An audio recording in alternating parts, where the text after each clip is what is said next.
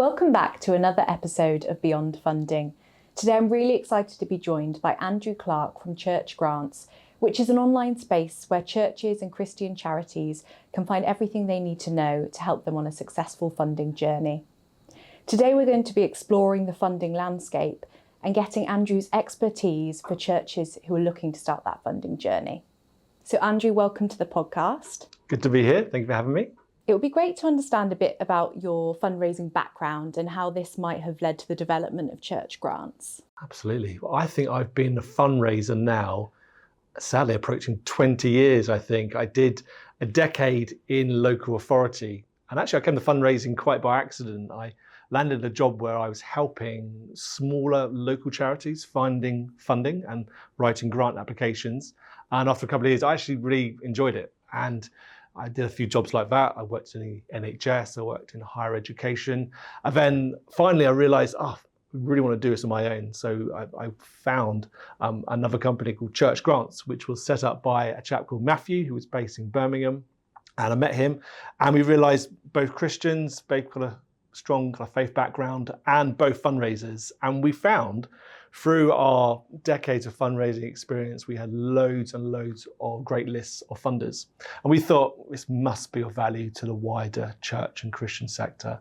So we kind of birthed an online database of hundreds and hundreds of the best and most aligned funders, we thought, for churches and Christian charities. And that is probably about 8 years ago now. So been a fundraiser nearly for 2 decades, but working with churches full time for about 8 years now. And how would you describe that sort of funding landscape for churches and Christian charities, and how have you seen that change over the years? You hear everywhere you go, funding for churches and Christian charities is incredibly tough. I think the nature of the projects haven't changed. And churches have always wanted to fix roofs, they've always wanted to restore stonework, they always wanted to build new community centres, for example. So the projects haven't changed, but just the costs of things over the last decade, I've seen just the amount of money it takes to restore, repair, or build new things has increased, tripled, quadrupled. And if anyone mentions the word mezzanine floor, I just shudder, because I know instantly that's like £750,000 of £1 million right there and then. So I would say the projects have been the same. The challenges of finding funding are harder. More charities and churches all kind of competing for the same sorts of pots of money. So I think and believe the funding landscape has got more challenging, has got tougher. And so I believe if we can be the contributing factor of churches getting more funding, then that's what we really exist for. And why do you think grants are such a pivotal part of funding for churches and Christian charities in today's landscape?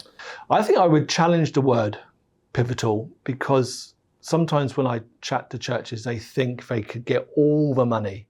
You know, if they're working with a project, £500,000, £1 million, some churches or charities think, let's just apply to a load of grants and the money will flow in. And actually that's unrealistic. Grants, I believe, should be seen as a blend of income.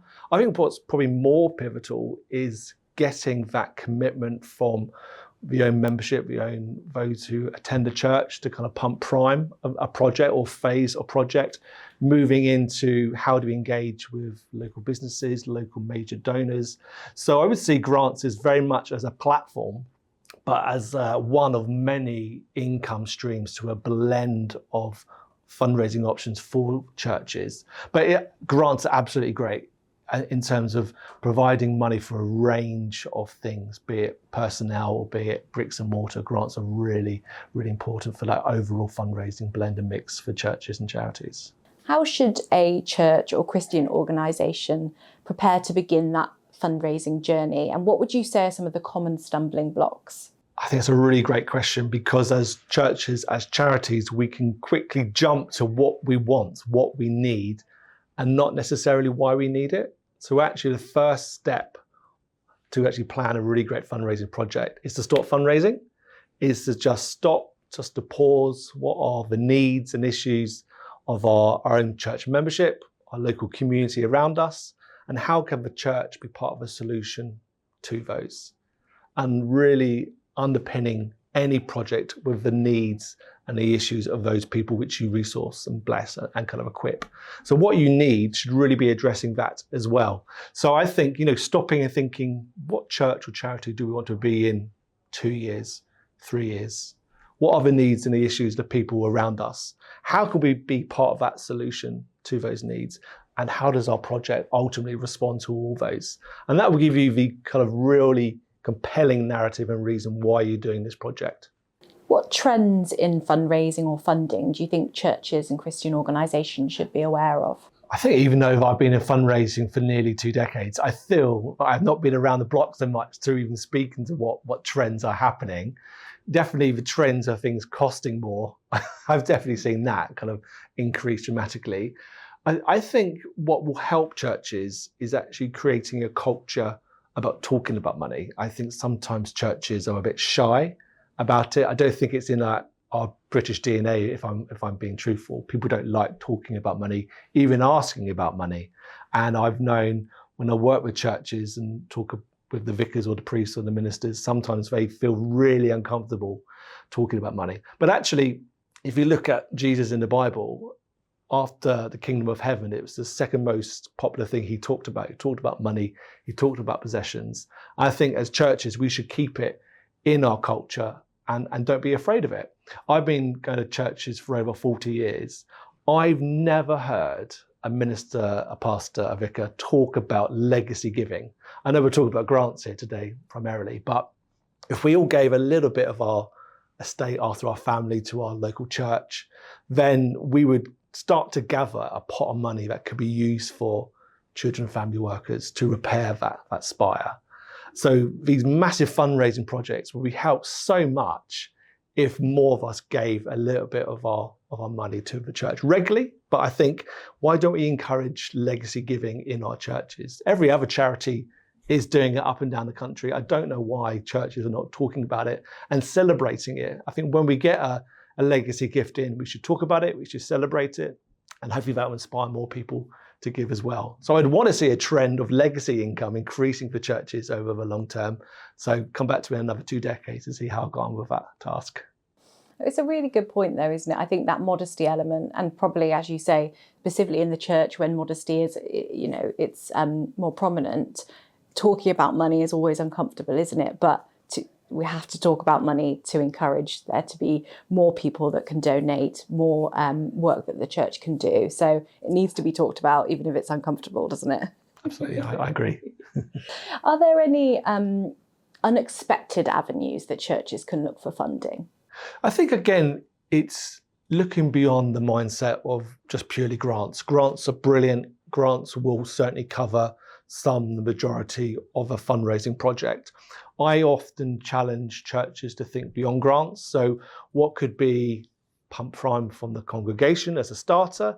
But I think the most surprising trend I've seen or avenue is local authority funding. So if you've not looked into it, look into Section 106 or community infrastructure levy funding through your district, borough or parish council. This is pots of money which have to be spent on charitable capital projects where local developers are building new things. It's almost like a levy tax. They have to kind of stand upwards. And these councils have to give away it to charitable capital projects. And I've known districts, boroughs sit on, tens and tens of millions of pounds, not knowing where to kind of give it away. So a good avenue is looking into local authority funding.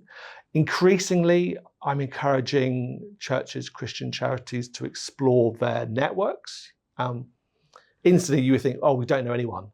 But every single church I pose that question to, who do you know? Who are you connected with? I'm always really surprised of the names, the families, the businesses, even the trusts and foundations. They might know people who sit on those boards. So I'd encourage those kind of fundraising subgroups to discuss among themselves, who do they know? Who, if we were to present a project to, would really interest them? And that's through research, planning, cultivation, asking.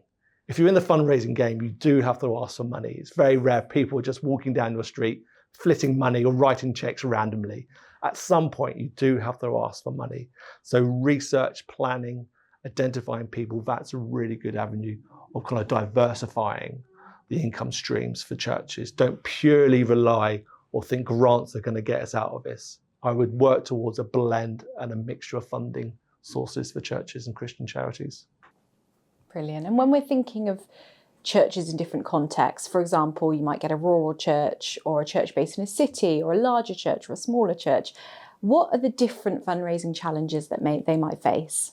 We have literally thousands of amazing churches up across the country, some in very large cities, some in very isolated rural locations. The congregations, the support work around those churches will look very different. Unfortunately, the churches in their scale, in their history and heritage may look very similar to a city, to a rural place. So the build, to restore, repair, improve, extend, they're going to look very similar. So I think the churches in different locations will need to face a fundraising journey very differently.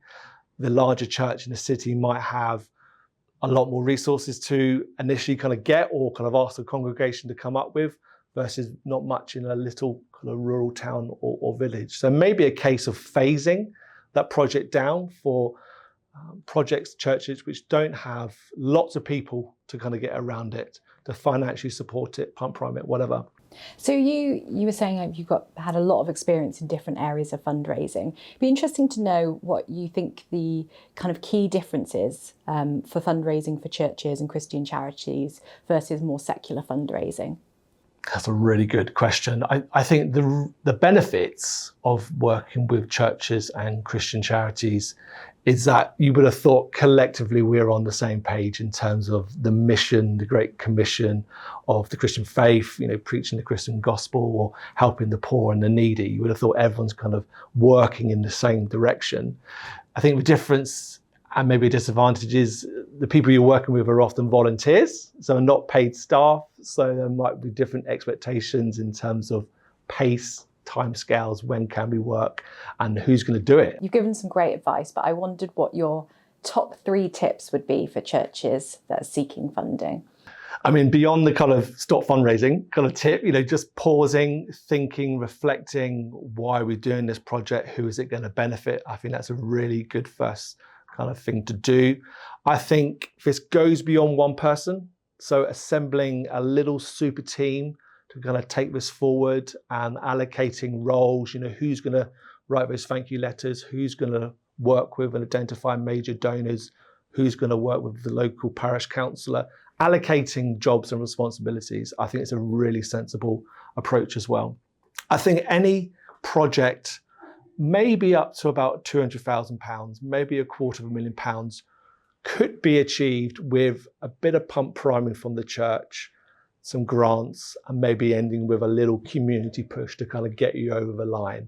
My top tip, if you've got a project over £250,000, you should really consider what I would term a fundraising feasibility study.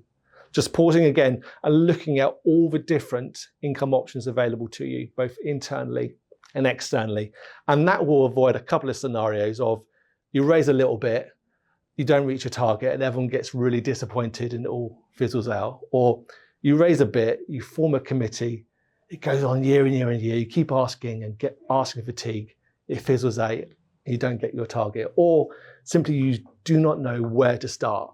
And a fundraising feasibility study will give you the strategy of how to take the fundraising forward for the long term. Can you explain a bit more about what a fundraising feasibility study actually looks like? Absolutely. So a fundraising feasibility study ultimately will answer the question, is it feasible? Is it realistic to reach your target? So say we had a target of £100,000. You would look firstly internally. So you would kind of say, well, what reserves do we have? Do we have any legacies which we could kind of use towards this campaign? What do we think and feel about the appetite of asking our church membership to kind of pump prime the kind of appeal?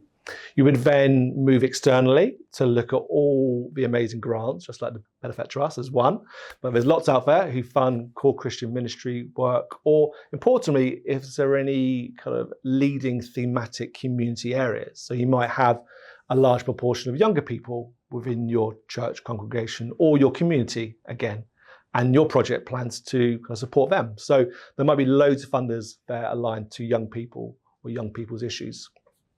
You would then maybe look at what interesting or preferably affluent people you might be connected with. We would term them as major donors, or looking at corporations, business corporations, looking into statutory funding. So it's a systematic process of analysing, researching, looking at all the different income options to you and say, yeah, actually, we think we could probably get £100,000 or whatever from major donors.